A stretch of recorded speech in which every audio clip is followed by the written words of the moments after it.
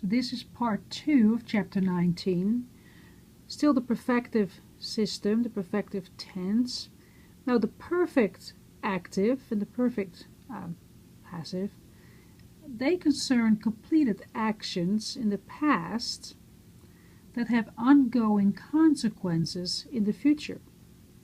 There's also a pluperfect that concerns perfective action, but in past time.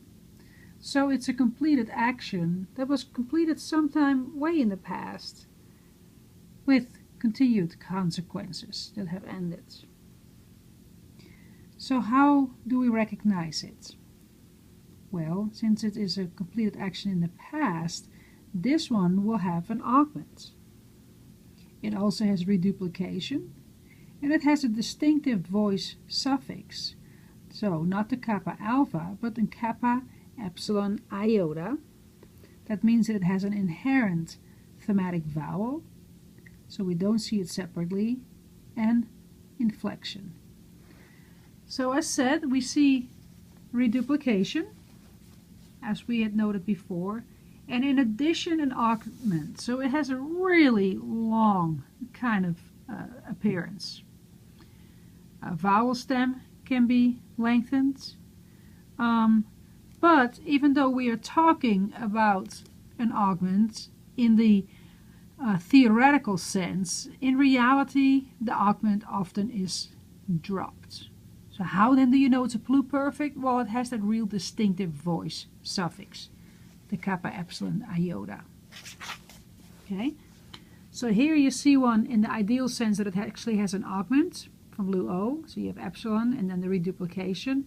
The lambda epsilon is a reduplication of lambda epsilon, and then the real distinctive tense suffix kappa epsilon iota, and then of course added to that you would get your endings. No thematic vowel because it's already inherently in there, and then of course we're outside the first principal part, so contract verbs would lengthen if we encounter that, like poeo has a short epsilon, so we would see lengthening there, and we see it with a long eta, and that's what Stevens talks about. So pluperfect first active has of course the whole voice suffix, so we see this here. We render it had loosed because it's in the past tense, and it needs to have that idea of the perfect.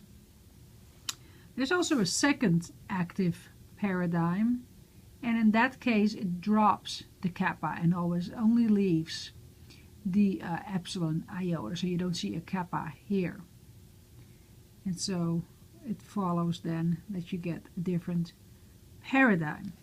Now we also have a middle passive. As with the other perfect system, you find that in the fifth principal part, an augment, a reduplication, a tense stem, no tense suffix.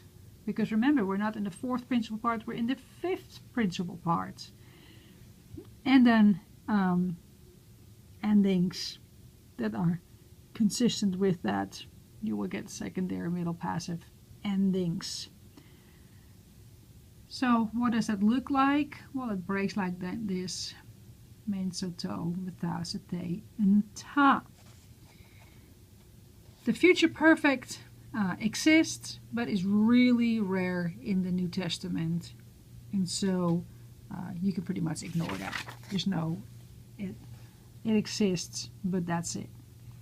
So what do we do here? Well, the perfect tense has perfective translations. It really emphasizes a completed action, but the emphasis really in Greek is on the ongoing effects of the completed action, not an ongoing action, that would be durative. It's the ongoing effects, the consequences of the completed action. Okay, and so in order to make it work in English, we have to come up with all sorts of auxiliary verb constructions, helper words.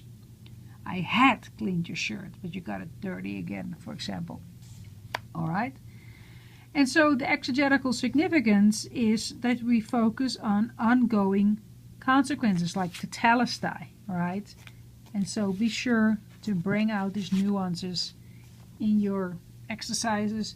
In the vocabulary, you see examples of a perfect second active and even the pluperfect second active.